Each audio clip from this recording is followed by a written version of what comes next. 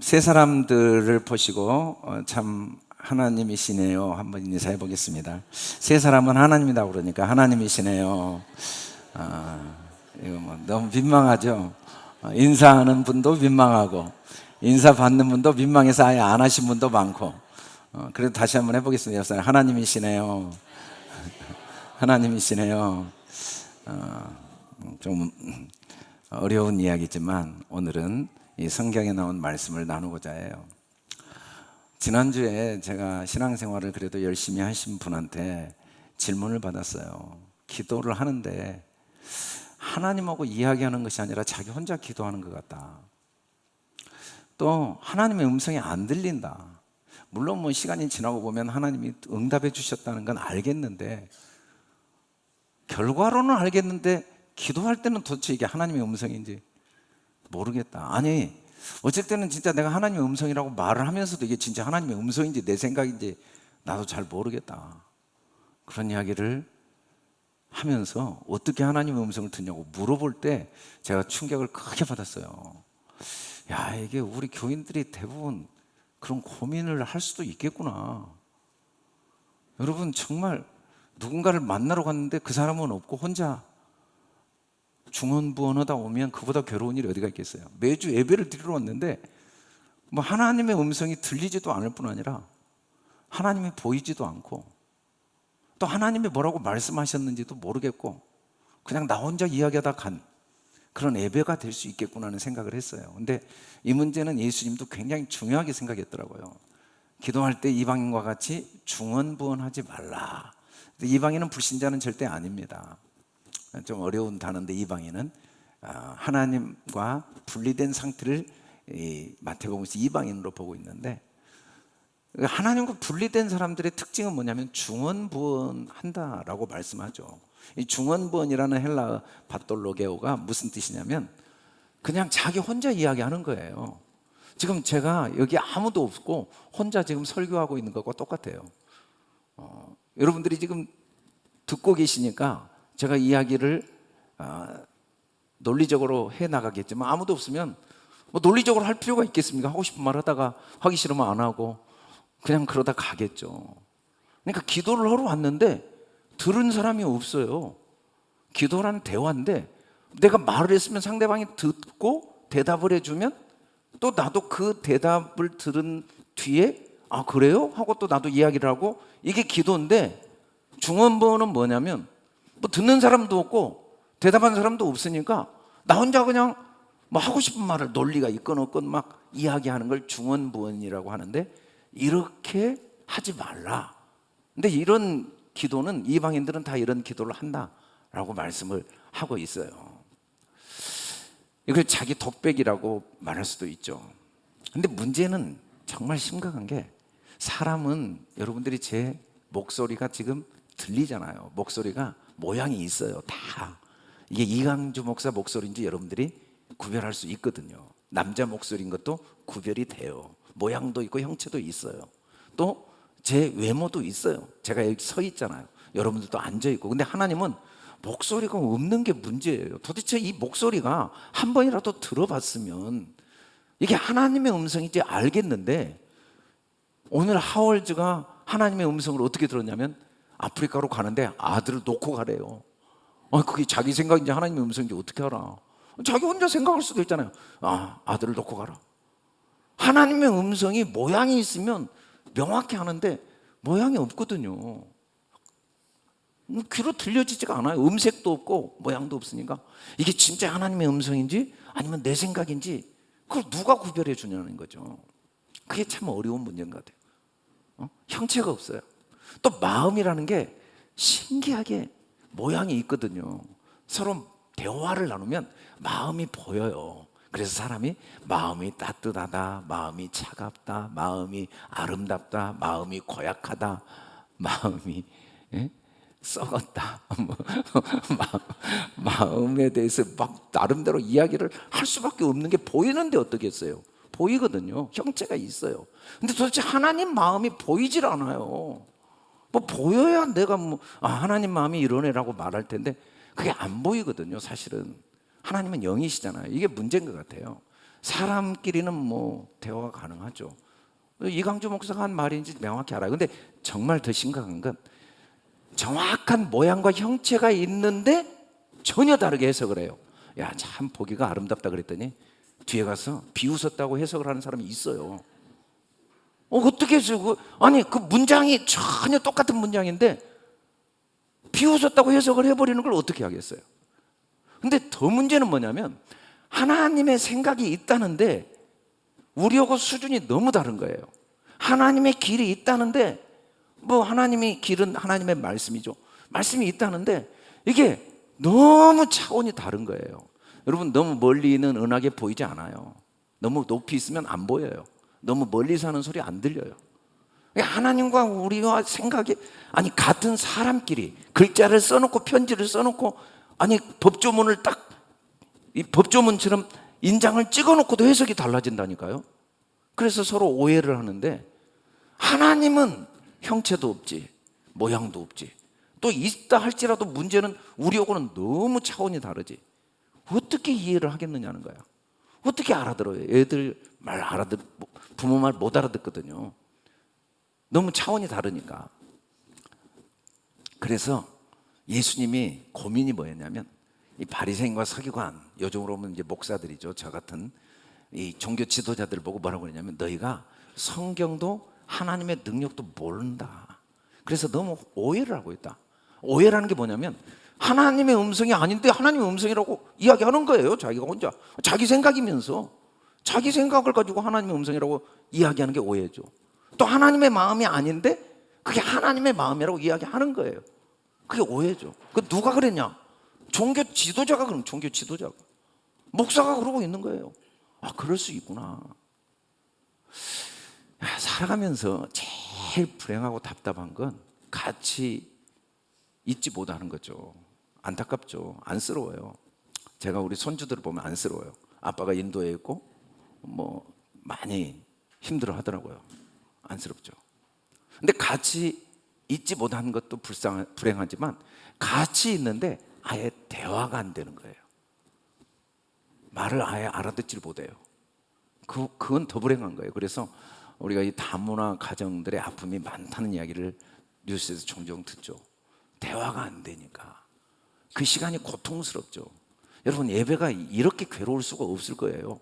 하나님 음성 들리지도 않지 보이지도 않지 혼자 중원본 그것도 한 주만 와서 하면 괜찮은데 이거 뭐 안 오면 지옥 갈지도 모른다는 생각 때문에 매주 와야 되네. 이거 어떻게 해야 되지? 이거 매주 와가지고 혼자 중원본 그러다 또 가고 중원본 이거 1, 2년도 아니고 우리가 10년 20년 그렇게 다니면은 진짜 이거 그냥 포기하면 괜찮지만 보통 괴로운 일이 아닌 것 같아요. 어찌됐든 이 하나님과의 교통이 얼마나 중요한가 신앙생활에서. 그런데 교통이 어렵다는 거죠. 특별히 엘리야란 분이 하나님과 교통이 제일 잘 된 분 중에 한 분이었어요. 어느 정도 교통이 잘 됐냐면 그가 기도하니까 3년 반 동안 비가 안 왔어요. 그가 기도하니까 3년 반 동안 가뭄이 바로 없어지고 비가 내려. 보통 사람이 아니에요. 이분 뭐 까마귀를 통해서 먹을 것을 받아 먹은 거예요. 하나님과 그렇게 교통이 충만했는데 이분이 죽고 싶은 거예요. 너무 괴로워가지고 자살하려고 하니까 하나님이 그때 엘리야를 찾아오셨어요.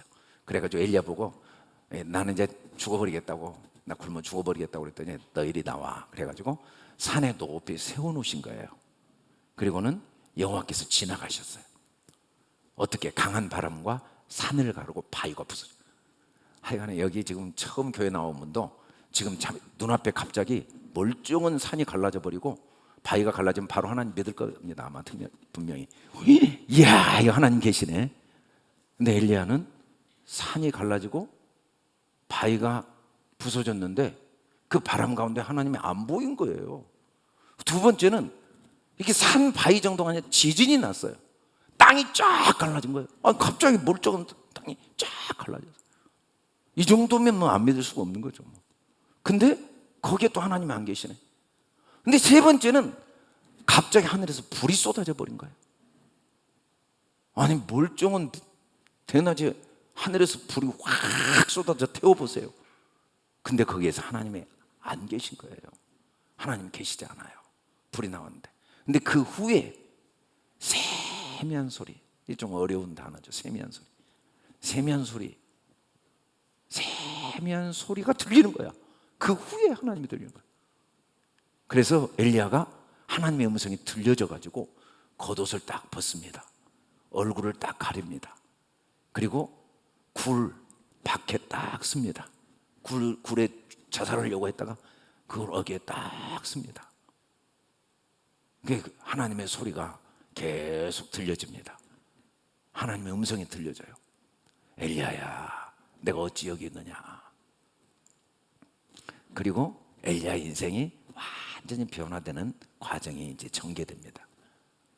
하나님과 교통을 하니까 죽고 싶었던 마음이 싹 없어지는 거예요. 근데 엘리야가 하나님과 교통이 없었던 사람은 아니에요. 교통을 했어요. 어느 정도 교통을 했냐면 세상에 불이 하늘에서 내려와 가지고 물이 불로 타버렸어요. 짐승, 재물이 불로 타버렸어요. 어느 정도 하나님이 그에게 나타나셨냐면 혼자 우상을 섬기는 아세라, 바알 제사장 850명을 죽여버렸어요. 땅이 갈라져 버리고 바위가 깨져 버리고 산이 막 갈라지고 불이 내려오면서 850명을 죽였는데, 그렇게 하나님을 만났는데 죽고 싶었던 거예요. 그렇게 만났는데. 여러분, 우리가 지금 만나고 싶은 하나님이 참 많이 있어요.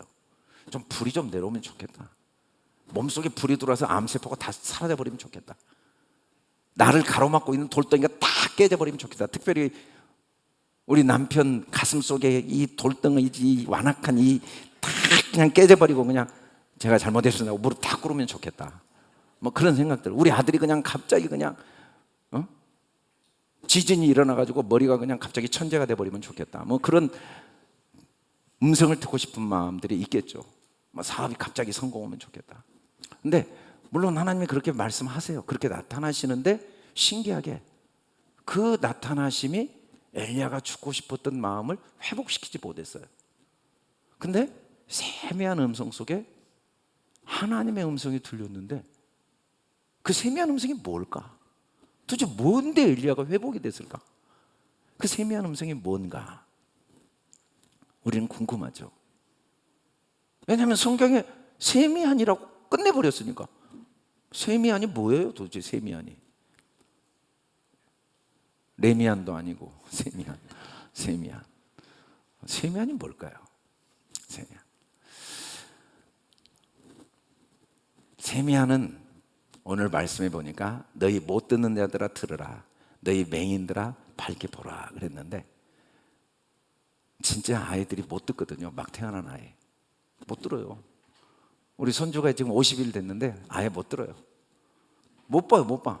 제가 가도 못 봐요. 보이질 않아요. 근데 하나님이 우리 보고 야, 못 듣는 너야 들으라, 안 보이는 맹인들아 봐라. 이 말이 뭔 말이냐면, 부모가 자녀를 낳아서 잠도 제대로 못 자고 모유 먹이느라고 고생하고 직장도 포기하고 똥 좀 가리고 하는 이유가 사실 뭐냐면, 빨리 키워서 맑게 알아듣게 하려고, 빨리 키워서 눈으로 보게 하려고. 아니, 알아들어야 서로 대화가 되죠. 뭐 보여야 서로 같이 삶을 교통하고 공유하죠. 그 아이가 아무리 사랑스러워도 들리지 않는데 어떻게 교통이 되고 보이지 않는데 어떻게 삶을 나누겠어요. 그래서 부모가 자녀에게 아무리 희생과 고난이 따르더라도 그걸 다 기꺼이 지불하면서 듣고 보게 키워가는 것처럼, 하나님은 우리 인생을 위해 어떤 희생과 대가를 치르고라도 내가 듣고 보는 사람으로 키우고 싶다는 말씀이죠. 이게 성경은 예수 그리스도의 계시다라고 계시록이 끝나는데, 이 말이 뭔 말이냐면, 하나님이 우리를 듣게 하고 보게 해주시지 않으면 우리는 보고 들을 수 없다는 게 성경이 말씀하는 거예요. 성경이 말씀하는 거예요. 성경이 원하는 건 딱 하나예요. 생명의 말씀에 관한 우리가 들은 바요, 눈으로 본 바요, 자세히 우리가 손으로 만진 바요. 성경은 뭐냐면, 하나님을 눈으로 보고 귀로 듣고 손으로 만진 사람들이 이 하나님이 나타나 주셔서 듣고 보고 만진 바 된 하나님을 증언하는 거죠. 왜 증언하냐면, 우리도 하나님을 눈으로 보고 귀로 듣고 손으로 만져서 하나님과 사귐이 있도록 하기 위한 목적을 가지고 성경이 기록됐다는 거예요. 여러분, 우리가 성경을 통해서 마음의 위로를 얻을 수 있습니다. 성경을 통해 부부 생활에 교훈을 얻을 수 있어요. 사업을 어떻게 하는지 지혜를 얻을 수 있습니다. 또 성경을 통해서 우리가 여러 가지 다양한 정보를 얻기 위해서 공부를 할 수도 있어요. 물론 성경을 통해 그렇게 하는 게 나쁜 건 아닙니다. 그러나 성경이 기록된 목적은 그런 목적이 아니고 보고 듣고 만지도록, 하나님이란 분을 좀 제발 눈으로 봐라, 하나님이란 분의 음성을 제발 귀로 좀 들어라, 하나님이란 분과 좀 손으로 만지면서 같이 어깨동무하고 좀 같이 사귐을 누려라는 목적으로 기록됐다고 분명히 말씀하고 있죠. 그래서 우리가 예배를 드리고 말씀을 공부하고 성경을 배우는 그 모든 과정을 통해 하나님의 음성이 더 들리지 않는다면 우리는 마치 마이크를 가지고 강의하는 데 쓰는 게 아니라 마이크로 못 박는 데 쓰는 것과 똑같아요. 뭐 못을 박는다고 안 박아지지는 않겠지만 그 비싼 마이크를 가지고 못 박는 데 쓴다는 건 너무 아깝잖아요. 마찬가지예요. 성경을 통해 우리가 많은 걸 배울 수 있지만 하나님의 음성이 더 들려지지 않는다면, 하나님의 눈으로 보여지지 않는다면, 하나님의 손으로 만져지지 않는다면 하나님이 주시는 성경을 우리가 그 목적대로 그 가치를 마치 돼지에게 진주를 던져준 것과 똑같은 결과가 된다는 거죠. 요한일서 4장 2절에 보니까 이로써 너희가 하나님의 영을 알지니 곧 예수 그리스도께서 육체로 오신 걸 시인하는 영마다 하나님께 속한 것이요 라는 말씀이 나와요. 이방인과 하나님께 속한 사람의 차이를 딱 구별했어요. 이방인들은 중언부언해요. 근데 하나님께 속한 사람은 하나님의 영을 가져가지고 하나님이 하신 음성이 들려요. 하나님이 눈으로 보여요. 하나님을 손으로 만지게 돼요. 그 사람이 누구냐면 육체로 오신 것을 시인하는 자. 이게 성경 전부의 가장 중요한 말씀이라고 요한일서 1장 7절은 말합니다. 미혹하는 자가 세상에 많이 나왔나니 이는 예수 그리스도 육체로 오심을 부인하는 자. 예수님이 하나님이신데 하나님이 사람 육체로 오신 걸 부인하는 자는 적그리스도다. 그리고 온 세상은 하나님이 육체로 오신 걸 부인하도록 속이는 역할을 하는 거예요. 미혹하는 자들이 하는 일은 딱 하나예요. 하나님이 육체로 오신 걸 부인하도록 우리를 속이는 거죠. 다 믿으라는 거예요. 유대인들이 예수 하나님 믿습니다. 유대인들은 하나님 믿어요. 어떤 하나님 믿냐면 바람으로 산을 갈라버린 하나님 믿어요. 홍해를 갈라버린 하나님 진짜 100% 믿습니다. 불로 소돔 고모라를 심판한 하나님 100% 믿어요. 근데 뭘 안 믿냐면 하나님이 나와 똑같은 육체인 걸 절대 믿질 않아요. 그래서 우리가 예수님이 하나님이다 그러면 유대인들은 거의 뭐 기절합니다. 기절. 하나님을 못 오겠다고. 어떻게 하나님이 육체가 돼? 어떻게 하나님이 그 헐벗고 굶주리고 십자가에 대못이 박히고 벌거벗기고 그런 게 하나님이야. 무슨 그런 하나님을 그렇게 못 오게 하고 기독교를 철저하게 부인하는데, 성경은 하나님이 육체인 걸 부인하면 네가 생각하는 하나님을 믿는 거죠. 하나님이 말씀하신 하나님은 믿지 않고 있다는 거예요. 어린아이는요 자기 수준에서 부모를 이해해요. 저도 우리 부모님 아직도 다 몰라요. 제가 아이 낳아보니까 좀 아는 줄 알았는데 내가 죽을 때 돼야 우리 부모만 아는 것 같아요. 어쩔 수 없어요. 모든 사람이. 우리가 하나님을 내가 아는 수준으로 알 수 있어요. 그게 유대인들이거든요. 이방인들도 다 하나님 믿습니다. 뭐 불교도 하나님 믿고 다 하나님 믿어요. 근데 문제는 그 사람들이 믿는 하나님은 하나님이 말씀하신 하나님이 아니에요. 자기가 만들어 놓은 하나님이에요. 하나님이 말씀하신 진짜 하나님은 육체로 오신 하나님, 하나님이 사람이라는 걸 믿어야 진짜 하나님을 믿는 거죠. 이게 참 어려운 이야기죠. 근데 감사한 건 하나님이 육체로 오셔서 너무너무 감사한 게 그래서 귀로 들을 수가 있는 거예요. 하나님이 영으로 계시면 어떻게 들어요? 그래서 손으로 만질 수가 있는 거예요. 육체로 있으니까. 플라토닉 사랑, 아니 그런 사랑은 절대로 한계가 있어요. 아니, 몸이 있어야죠. 육체가 있어야 돼요. 그래야 정확히 서로 사랑이 가능하죠. 육체로. 말씀이 육신이 되어 우리 가운데 거하심에 우리가 그 영광을 보니 아버지의 독생자의 영광이요 은혜와 진리가 충만하더라. 하나님이 육신이 되셨기 때문에, 육체가 됐기 때문에 진짜 영광을 본다는 말은 정확히 본다는, 정확히 하나님을 보고 정확히 하나님의 음성을 듣고, 그리고 우리는 어떤 결과가 주어지는가, 하나님 봐도 되고 안 봐도 되는 게 아니라 왜 봐야 되는가? 은혜와 진리가 충만해요. 하나님 진짜 육체로 오신 하나님 못 본 사람은요 은혜를 마음에 간직이 안 돼요. 진리가 없어요. 진리가 없으면 거짓이고 생명이 없는 거죠. 이건 보통 심각한 문제가 아니에요. 돈 잃어버리고 건강 잃어버리고 나이 들어 늙고 죽고 이런 문제와는 차원이 너무 달라요. 이건 영원한 심판과 영생의 문제이기 때문에 은혜와 진리가 있냐 없느냐는. 근데 은혜와 진리가 언제 생기냐면 하나님 보면 저절로 생기는 거예요. 여러분, 은혜로운 삶을 살려고 노력한다고 되어지지 않습니다. 우리 은혜로 합시다. 여러분 백날 해보세요. 금식기도 한다고 되지 않습니다. 중언부언하고 되지 않습니다. 성경 100도 그래도 안 됩니다. 언제 되냐면 주님 보면 돼요. 주님 음성 들리면 은혜가 내 안에 채워져 있는 거예요. 주님 음성 들리면 진리가 나를 자유케 하는 거죠. 근데 내 힘으로 아무리 하려고 해도 된 줄 알았는데 안 돼 있고 피곤하고 고달프기만 하죠. 그런 점에서 하나님과의 교통은 선택이 아니고 필수일 뿐 아니라 하나님은 우리에게 다른 건 몰라도 반드시 하나님과 교통을 하기를 원하세요. 하나님의 음성을 정말 듣기를 원하세요. 이렇게 예배를 와서 드리고 같이 기도하고 찬양하고 하면 진짜 혼자 중언부언이 아니라 하나님의 음성이 들려지고 하나님의 눈으로 보여지고 하나님이 만져지기를 하나님이 간절히 원하시죠. 그래야만 은혜와 진리가 충만하니까. 근데 그게 왜 가능하냐면 하나님이 육체니까 가능해요.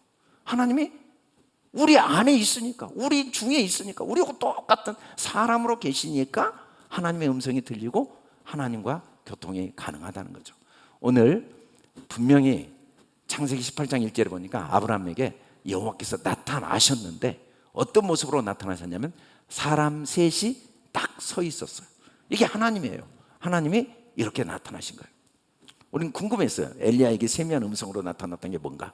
그 세미한이 다른 말로 하면 육체로 나타나신 하나님.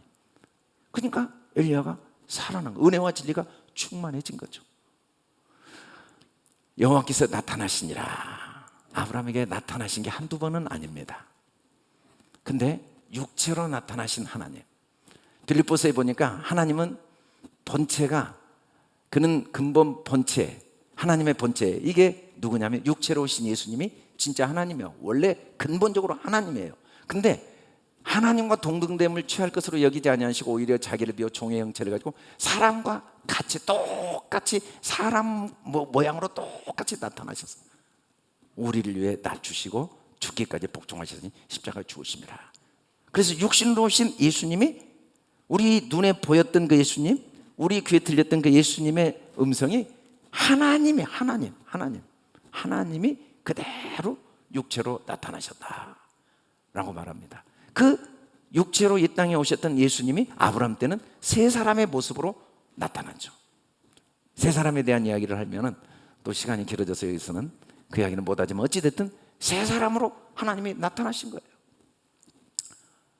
그걸 누가 봤냐면 아브라함이 보인 거야. 사람으로 나타난 세 사람이 여호와로 아브라함이 본즉 보였습니다. 보였어요. 왜 보였을까요? 왜 사람이 육체로 계신 하나님이 보였을까요? 왜 그 육체로 계신 하나님과 대화를 하면서 음성이 들려졌을까요? 그 이유가 첫째는 이름이 바뀌고 할례를 받으면 누구나 하나님이 눈으로 보이고 귀로 들려지는 거죠. 이름이 바뀌고 할례를 받으면. 창세기 12장에 아브라함을 하나님이 어떻게 부르셨는가? 사도행전에 스데반이 이렇게 이야기합니다. 아브라함이 하란에 있기 전에 메소포타미아에 있을 때 영광의 하나님이 그에게 보여줬어요. 영광의 하나님 뭐예요? 산을 갈라버리고 바위를 깨버리는 하나님. 그 하나님이 아브라함에게 나타나가지고 본토치적 아버지 집을 떠나라는데 그 영광의 하나님이 나타났는데 안 떠날 수 있어요? 갈 바를 모르지만 떠났어요. 근데 와가지고 이제 한참 생활하다 보니까 잘못해가지고 애굽에 가서 아내를 바로한테 뺏기기도 하고 또 롯하고 다퉈가지고 롯하고 헤어지고 그러다 롯이 그냥 전쟁에서 패해가지고 포로로 끌려가고 막 이런 안타까운 상황들이 많이 전개되는 동안에 천지의 주제이신 하나님이 나타납니다. 그 문제는 아브라함이 일으켰는데 문제를 다 해결하시는 거예요. 하나님이 그냥 모든 문제를 완벽하게 해결하시고 아내의 문제도 오히려 내가 잘못했는데 돈도 많이 벌게 하시고 그리고 다퉈가지고 그냥 서로 문제가 생겨서 다퉈가지고 롯이 포로로 끌려갔는데 오히려 그것 때문에 전쟁에서 승리자가 되면서 많은 탈취물도 얻게 되고 하나님의 복을 받게 되고 그러다가 이제 100세가 됐을 때는 전능하신 하나님이 나타나요. 이제 아이를 낳을 수 없는 그때 하나님이 아이를 낳는 전능한 능력을 암세포가 싹 사라져버리고 막 죽은 내가 살아나는 그런 기적을 체험하는 하나님이 나타나면서 뭐라고 이야기하냐면 내가 이런 하나님으로 너와 영원한 언약을 맺겠다.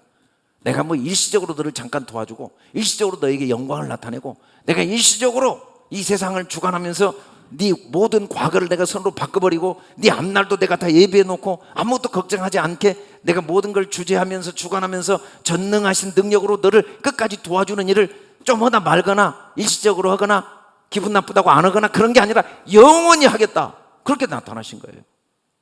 그렇게 나타나시는 이 하나님의 나타나신 시간들을 통해 하나님이 결국 아브라함에게 하신 일이 뭐였냐면 이름을 바꿉니다. 아브라함에서 아브라함.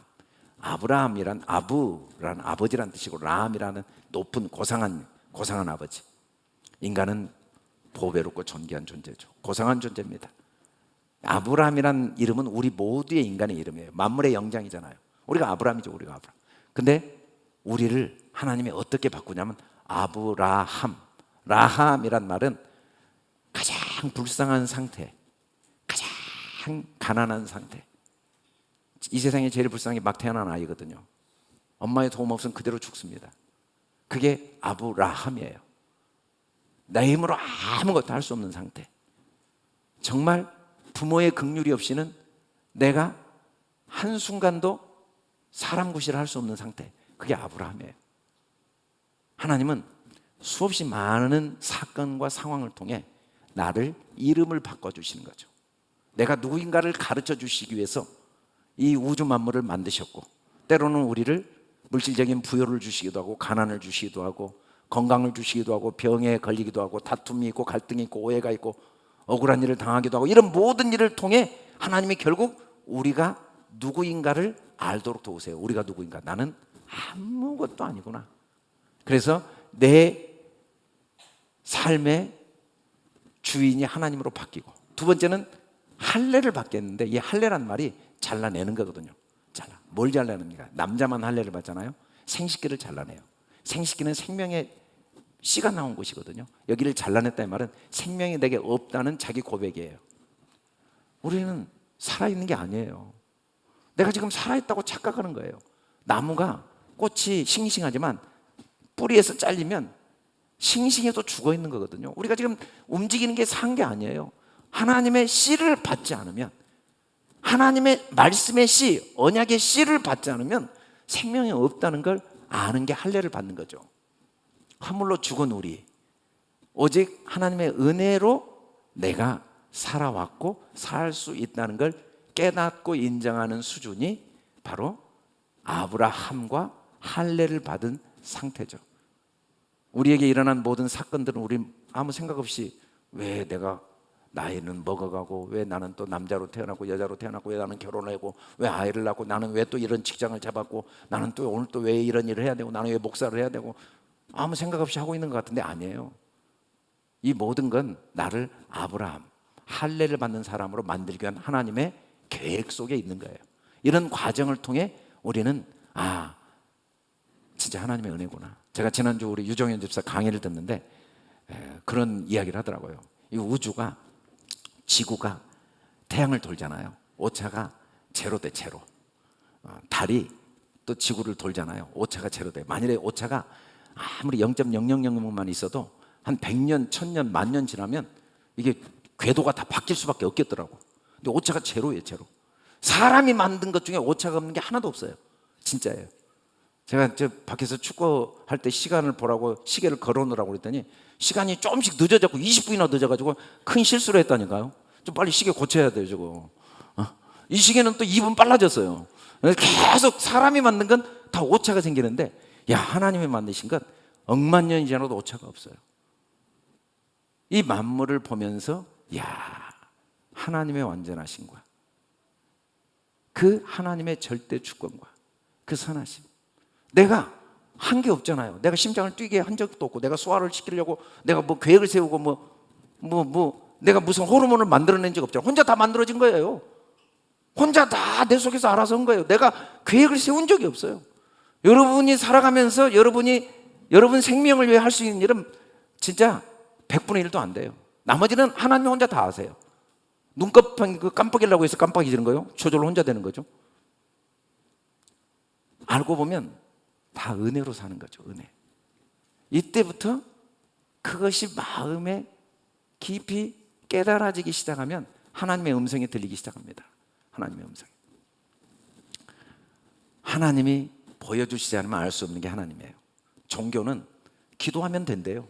고행하면 된대요. 노력하면 된대요. 그럼 하나님을 만날 수 있고 찾을 수 있고 올라갈 수 있대요. 천만의 말씀. 우리 죽은 자인데 어떻게 보여요? 죽은 자인데 어떻게 귀에 들려요? 하나님이 나타나 주셔야 돼요. 나타나 주셔서 눈을 열어주시고, 그러니까 보여지는 거죠. 언제? 내가 아브라함이로 바뀌니까, 내가 할례를 받으니까, 내가 아무것도 아니고 내가 한 게 아무것도 없다는 걸 깨달은 순간 진짜 하나님의 음성이 선명하게 들려진 거죠. 하나님이 눈으로 보여지는 거죠. 눈으로. 예수님이 하나님의 나라의 비밀을 아는 걸 너희에게는 허락됐는데 다른 사람에게는 비유로 해서 보긴 본데 안 보여요. 듣긴 듣는데 안 들려요. 근데 너희는 드디어 보이고 들리는 거. 너희가 누군가? 너희가. 이 너희가 누굽니까? 너희가 육체로 오신 주님이 보인 사람들, 임마누엘이라 하였으니 이를 번역한 하나님이 우리와 함께 계시다. 보이기 시작하고 들리기 시작한 사람이 누군가? 내가 내 삶의 주인이 아닌 게 마음에 깊이 경험되어지고 마음 속에서 고백되어지는 사람. 이 사람들은 첫째, 반드시 하나님의 음성을 명확하게 듣습니다. 하나님이 진짜로 보입니다. 하나님이 만져지면서 하나님과 사귐이 가능합니다. 누가 교회를 오라고 해서 온 게 아니고, 누가 하나님을 섬기라고 섬긴 게 아니라 하나님이 나한테 말씀하셔서 내가 교회로 와서 하나님을 섬기는 거고, 뭐 전도를 누가 하라고 해서 한 게 아니라 하나님이 내게 말씀하셔서 전도가 되어지고 주님을 섬기는 사람들은 누구냐면 일단 이름이 바뀌어야 돼요. 아브라함으로 할례를 받아야 돼요. 두 번째는 누가 하나님을 봤나 보니까 일단 날이 뜨거울 때 보입니다. 날이 뜨거울 때. 여호와께서 만물에서 성수리 나무들이 있는 곳에 아브라함에게 나타나시니 날이 뜨거울 때 장막문에 앉아 있는데 갑자기 하나님이 보인 거죠. 사람의 모습으로 하나님이 전혀 안 보일 때의 특징은 서늘할 때예요. 이 뜨거울 때와 서늘할 때는 성경 전체가 항상 동일한 대칭 구조를 이루어요. 하나님과 관계가 단절된 사람들의 공통점은 항상 서늘할 때입니다. 서늘할 때. 뜨거울 때는 하나님이 보여요. 근데 서늘할 때는 하나님을 숨게 돼 있어요. 하나님의 음성도 안 들리고 하나님도 안 보여요. 교회를 왔는데 뜨거울 때인 사람이 있어요.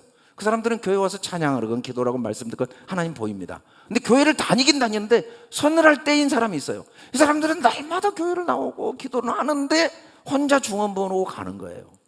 예배를 드려도 그냥 혼자 그냥 자리만 대표주고 가는 거죠.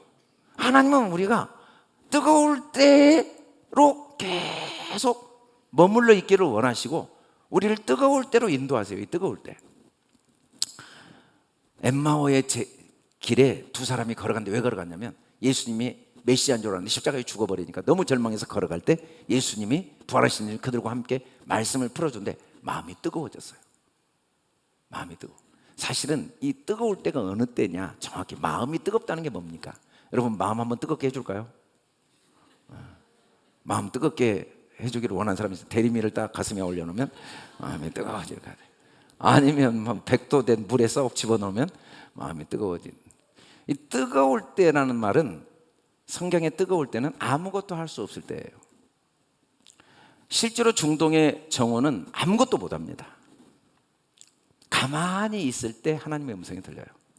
내가 아무것도 할 수 없다는 게 진짜 마음에서 고백되고 깨달아질 때, 내가 할 수 있는 게 아무것도 없다는 게 진짜 마음에서 인정이 된 순간 신기하게 하나님의 음성과 하나님의 얼굴이 보이고 하나님과의 사귐이 누림이 됩니다.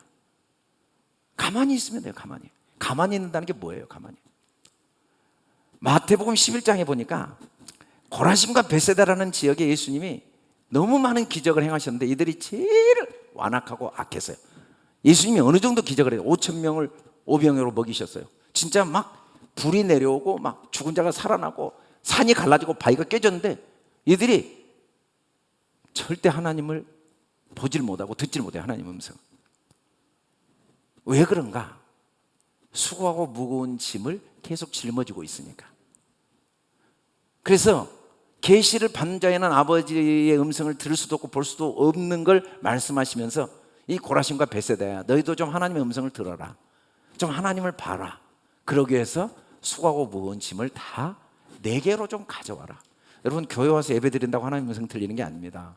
목사님 설교를 듣는다고 하나님 음성이 들리는 게 아니에요. 절대 안 돼요. 여러분, 신앙 연륜이 있다고 하나님 음성이 들리는 게 아닙니다.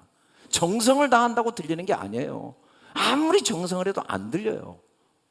언제만 들리냐면 뜨거워요. 뜨거워. 정오 뜨거워야 돼요. 수고하고 무거운 짐을 진짜 내려놔야 돼요. 과거의 모든 내 삶의 아픔들을 다 주님께 맡겨야 돼요. 내 허물 실수도 맡겨야 돼요. 내 앞날의 염려 진짜 주님께 맡겨야 돼요. 내 힘으로 할 수 있는 게 아니에요. 내 자녀, 내 남편, 내 사업, 나는 내가 할 수 있는 일만 하는 거예요. 하나님이 책임지실 걸 믿고 나는 마음이 온유하고 겸손. 여러분, 세상 살아보면서 한번 마음씨 좋은 사람, 도와주는 사람 만나보세요. 내가 다 도와줄게. 그렇게 마음씨 좋은 사람도요, 몇 번 도와주다가 계속 도와주라고 하면 이제 다시는 안 만나려고 그래요.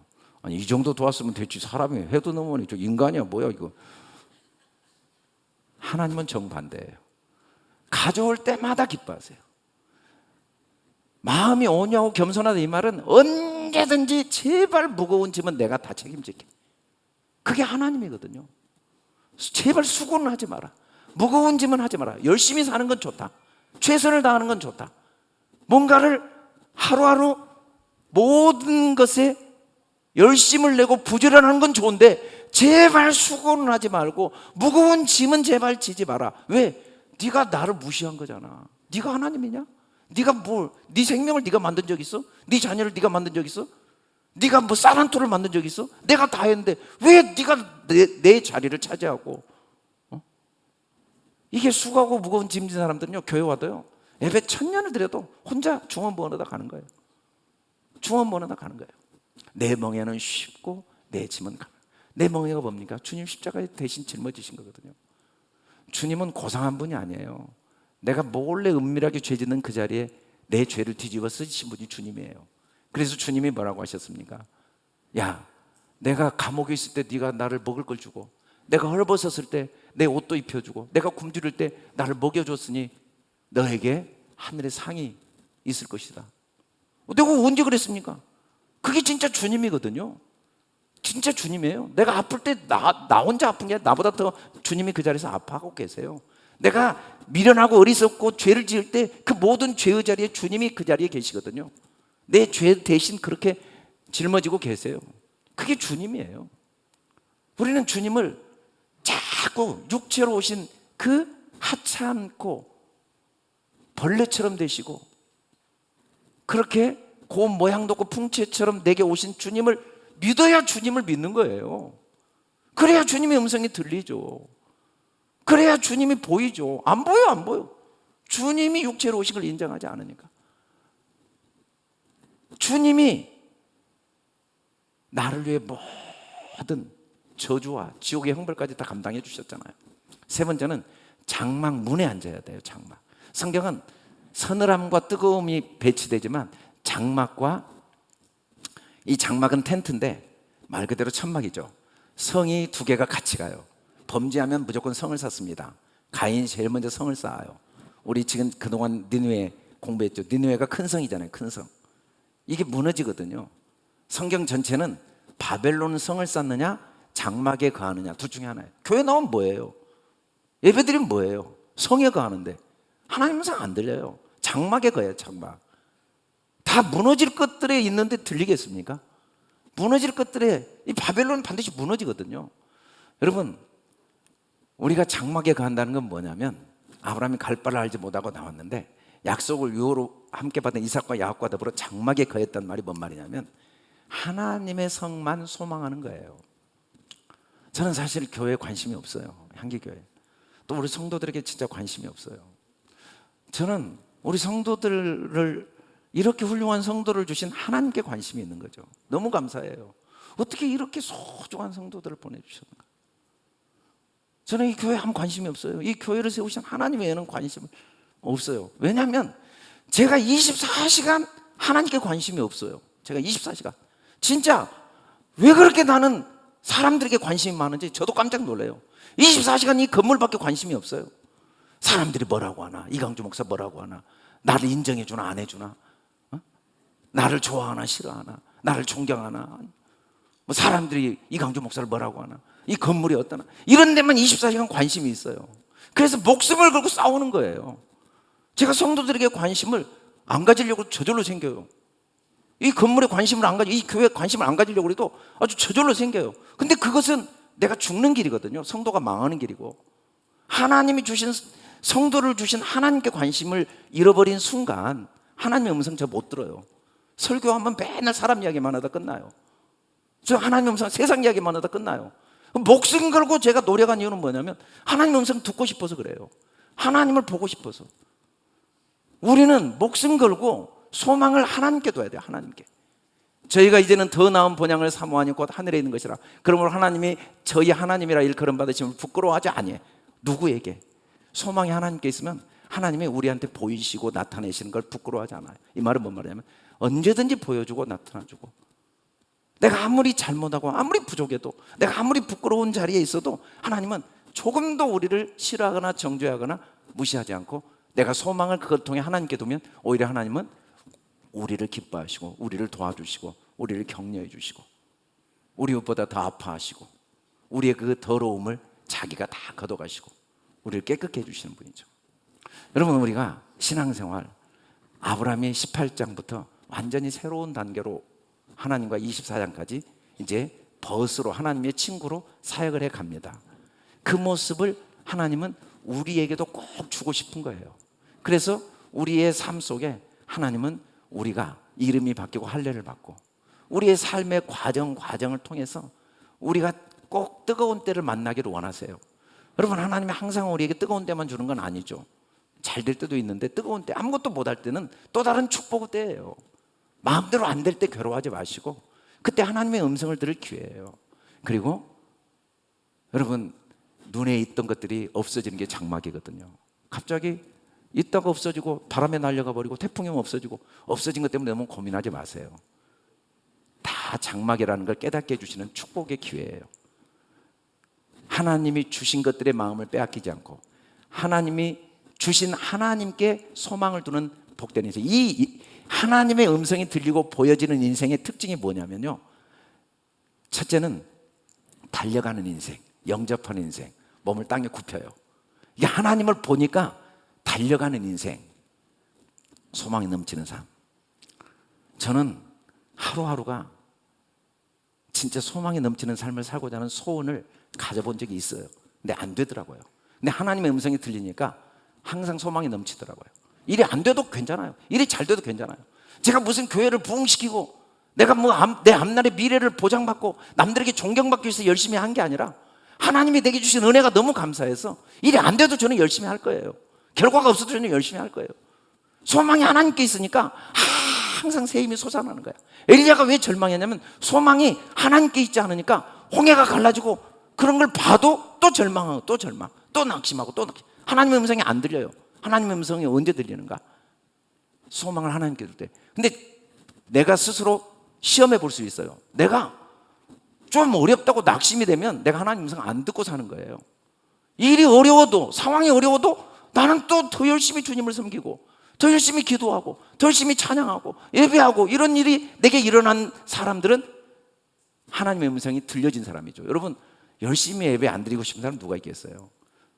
정말 부지런히 달려가는 삶을 살고 싶지 않은 사람 누가 있겠어요? 근데 안 돼요. 결심하면 하루 이틀은 되지만 나중에 너무너무 피곤해요. 근데 하나님의 음성이 들려지면 달려갑니다. 그리고 영접을 하게 돼요. 영접. 항상 남을 좋게 봐요. 뭘 봐도 감사하고 모든 사람이 나보다 귀하게 여겨져요. 저절로 무릎이 굽혀져요. 내가 뭐 겸손해서가 아니라 하나님의 음성이 들리면 남을 정죄하려고 해도 안 돼요. 무시하려고 해도 안 돼요. 내가 은혜로 산다는 것이 내 마음에 간직되어졌는데 그게 되겠습니까? 그래서 겉으로는 근심한 자 항상 기쁘고 내가 아무것도 없는 가난한 자 같으나 많은 부요하고 내가 아무것도 없는 자 같으나 모든 게 있는 그런 삶이 사라지는 축복이 누구에게 주어지냐면 하나님의 음성이 들려지는 사람. 그래서 하나님은 우리가 제발 하나님의 음성을 듣는 사람이 되도록 우리를 어떻게든지 훈련하시는 거죠. 두 번째는 주께 은혜를 입게 됩니다. 이 주께 은혜를 입었다라는 원어 마차가 은혜가 발견되어져요. 은혜가 사실은 야곱이 형 에서를 너무너무 미워했어요. 두려워했어요. 자기를 죽이려고 한다고 원수처럼 생각했어요. 근데 야곱이 이스라엘로 바뀌었어요. 하나님의 음성이 들리니까 형이 어떻게 보이냐면 형이 하나님처럼 보여요. 하나님처럼. 형의 얼굴에서도 은혜를 보인 거야. 형님께 내가 은혜를 받았습니다. 그전에는 막 형만 보면 막 원수 같고 막 지가 잘못해놓고 나 죽이려고 하고 막 불안하고 두려웠는데 뭘 봐도 은혜예요. 뭘 봐도. 바울도 이전에는 죽이지 않을 사람이 한 명도 없어요. 다 마음에 안 들어요. 그래서 막 다 감옥에 가두러 다녔거든요. 근데 은혜를 받고 나니까 하나님의 은혜로 된 것이니까 내가 은혜 아닌 게 하나도 없다. 내가 물론 다른 사람보다 더 많이 수고했지만 이게 다 하나님의 은혜다. 은혜가 보이기 시작하는데 삶이 너무 은혜로운 거죠. 세 번째는 발을 씻는 삶을 살게 돼요.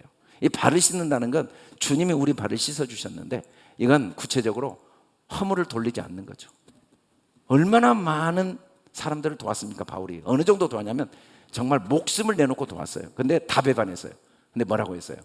나와 함께한 자가 하나도 없고 다 나를 버렸지만 허물이 돌려지지 않아요. 그 사람이 나한테 배신했거든요. 나를 막 거짓말하고 나를 모함하고 나를 뒤에서 비난하고 그 사람이 그랬어요. 근데 바울이 그들의 허물을 돌리지 않기를 원하노라. 허물을 다 덮어준 거예요. 뭘로? 말로. 이 물로 발을 씻는다 이 말은 저 사람이 나를 비웃고 비난하고 조롱하고 속이고 괴롭혔는데 그 사람의 허물이 내 속에 있는 물로 씻어져 버리니까 허물이 안 보이는 거예요. 내 속에 있는 물로 씻어지니까. 그래서 하나님은 하나님의 음성이 들린 사람에게 어떤 복을 주냐면 물을 조금 줘. 물을 조금 주십니다. 우리 속에 물이 생겨가지고 그 입에서 물이 나와요. 남편이 막 나를 비난해도 내 속에 물이 나오니까 그게 다 씻겨져 버리니까 전혀 상처가 안 돼요. 여러분, 바울을 사람들이 비난하고 속이고 괴롭히는 일을 못하게 할 수는 없잖아요.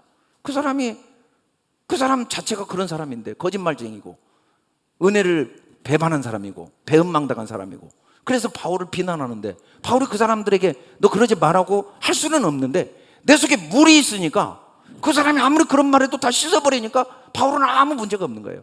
여러분, 사람이 살아가면서 누구 때문에 괴로운 게 아닙니다. 딱 이유는 하나예요. 내 속에 물이 없어서 물이 조금만 있으면 다 씻어버리니까 괜찮아요. 여러분, 음식 먹으면 반드시 더러워집니다. 아무 상관없어요. 물로 씻어버리면 깨끗해져요. 근데 물이 없으면 음식 먹고 난 다음에 일이 아주 심각해지죠. 온 방이 그냥 쓰레기로 꽉 차버립니다. 발을 디딜 틈이 없어요. 그릇으로 계속 먹고 그대로 두어보세요.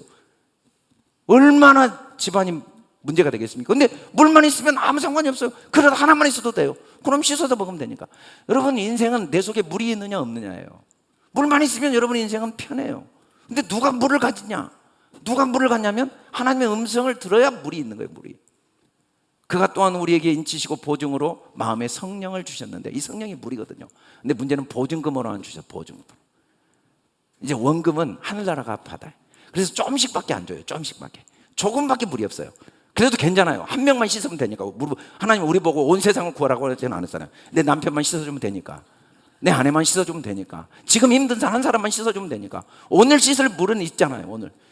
그게 하나님이 우리에게 성령을 주셔서 성령의 말하게 하심을 따라 말을 하면 씻어져 버립니다. 남편이 씻어져 버려요. 아내가, 자녀가 씻어져요. 씻어지면은 서로가 살아요. 서로가. 술 취하지 말라 그러니까 이게 자꾸 우리가 먹는 술로 오해하는데, 이 술이라는 원어는 이게 우리가 흔히 먹는 술 아니에요. 그냥 술 먹으셔도 괜찮아요. 저는 술 안 먹지만 여러분들 먹고 싶으면 먹으세요. 먹어도 아무 상관없어요. 제발 좀 그거 갖고 신앙과 연결시키지 마세요. 이 술의 원어는 혼합이에요. 혼합하지 마라. 성령님은 맑은 물이에요. 생수. 근데 술은 혼합이에요. 혼합은 뭐냐면 하나님의 은혜 외에 다른 것이 더해지는 거. 율법이 더해지는 게 술이에요. 술. 자꾸 사람 생각, 인간의 힘으로 하려고 하지 마라. 오직 성령의 은혜를 의지하라. 성령. 어떻게 가능하겠습니까? 나를 위해 십자가에 죽으시고 육체로 오신 주님, 육신을 따라 살지 말고 이제 육신을 통해 나를 보지 말고 그리스도를 통해 나를 보는 것. 나는 누굽니까? 주님의 피값 주고 산 보배롭고 존귀한 자예요. 나는 누굽니까? 주님이 죽으셔야만 되는 쇳덩어리예요. 내 안에 선한 게 없어요. 나는 완전히 새로운 피조물이에요. 우리가 매일매일 이 십자가, 육체로 오신 주님 멀리 계신 분 아니에요. 내가 연약할 때 나보다 더 연약한 자리에서 같이 있어 주세요. 아이고, 너 언제까지 그럴래? 그러신 적 한 번도 없어요. 아이고, 너 성격이 그래가지고. 우리는 그러잖아요. 아이고, 저 성격 생긴 대로 살지 잘 되는가 보자. 근데 주님은 아이, 그 성격 내가 너보다 더 아파해 줄게. 내가 다 짊어져 줄게. 나는 너를 이해해. 네 아픔, 네 연약함, 네 고약함, 네 어리석음, 네 그 부끄러움, 네 수치 내가 다 짊어질게. 그 주님의 음성이 여러분 안에 매일매일 들려지기를 주의 이름으로 축원합니다. 극동방송에서 전도 프로젝트